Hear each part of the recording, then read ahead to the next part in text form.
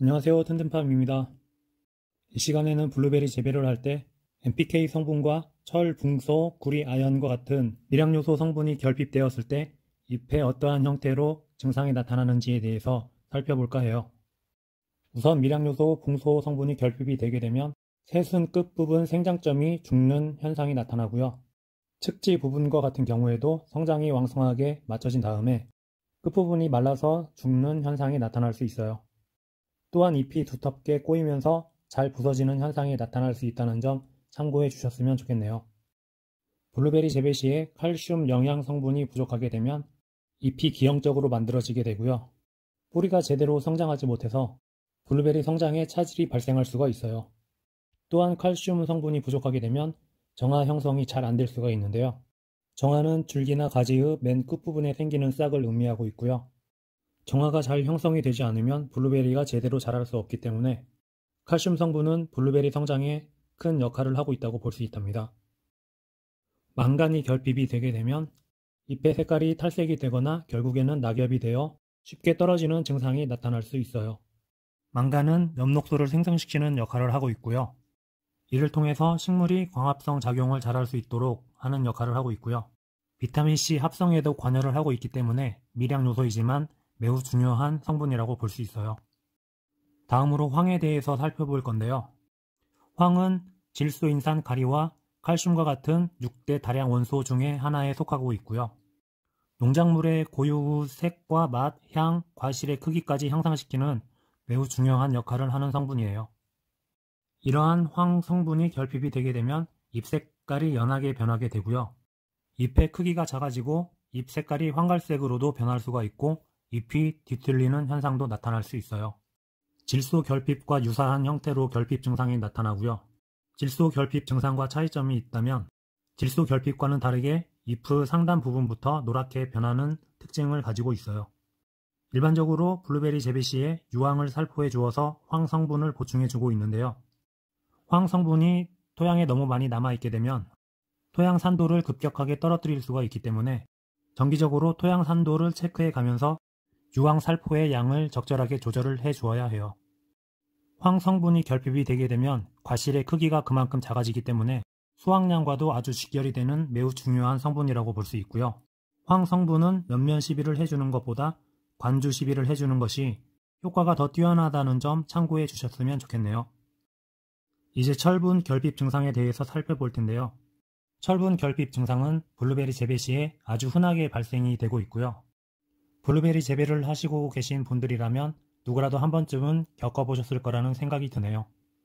철 성분이 결핍이 되게 되면 대표적으로 잎이 창백해지면서 황화 현상이 나타나게 되고요.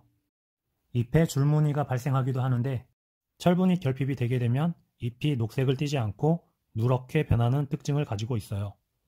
철분은 엽록체를 구성하고 있는 중요한 성분으로서 광합성 작용에도 크게 관여를 하고 있고요. 그렇기 때문에 철분이 부족하게 되면 광합성 작용에 차질이 생길 수가 있고 철분이 부족하게 되면 광합성을 하는 공장이라고 볼 수가 있는 엽록소 생성이 제대로 되지 않기 때문에 식물이 튼실하게 성장하는 데 있어서 큰 장애가 발생할 수 있어요. 철분 결핍 증상은 성장이 이미 멈춘 잎보다는 현재 왕성하게 성장하고 있는 어린 잎부터 증상이 나타난다는 점도 참고해 주셨으면 좋겠네요. 아연이 결핍이 되게 되면 뿌리에 기형이 생길 수가 있고요. 잎에 나타나는 증상으로는 젓갈색 반점이 나타날 수가 있고 잎이 누렇게 변하는 황화증 증상이 나타날 수 있어요. 구리 성분이 결핍이 되게 되면 생장점이 죽게 되어서 블루베리가 제대로 성장할 수가 없고요. 잎이 누렇게 변하고 특히 어린 잎과 같은 경우에는 잎이 비틀리는 현상이 나타날 수 있어요. 여름철에는 가지 마른병도 발생할 수가 있어서 구리 성분도 결핍이 되지 않도록 관리를 해주시는 것이 중요해요. 이번에는 몰리브덴에 대해서 살펴볼 텐데요. 몰리브덴은 아주 적은 양을 필요로 하지만 없어서는 안 되는 꼭 필요한 미량 요소이고요. 질소 성분이 식물에 제대로 작용할 수 있도록 일종의 다리 역할을 하고 있는 성분이에요. 몰리브덴은 질소 성분의 매개체 역할을 하신다고 보시면 되고요.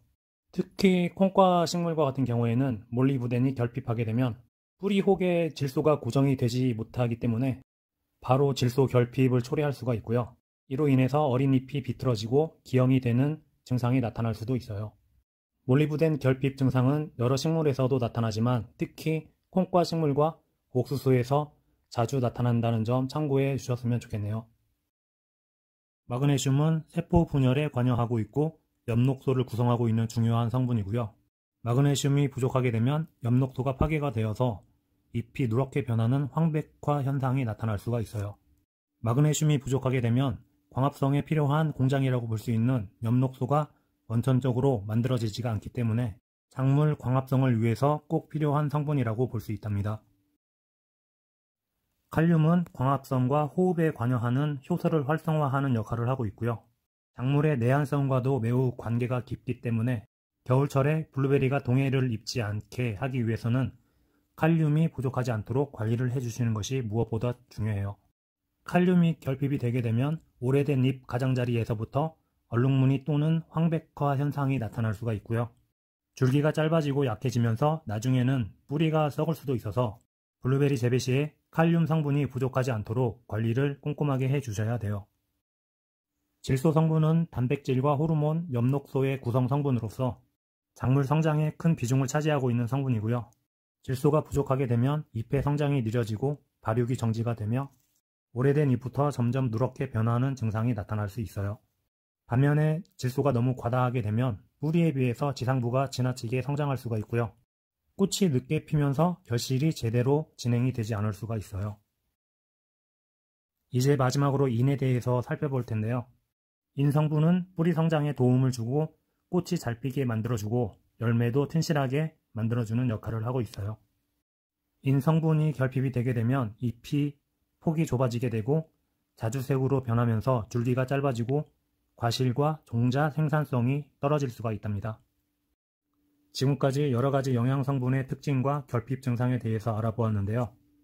블루베리 재배 시에 제가 사용하고 있는 미량요소 비료를 소개해 드리자면 저는 하이그린이라고 하는 미량요소 비료를 꾸준히 사용하고 있고요.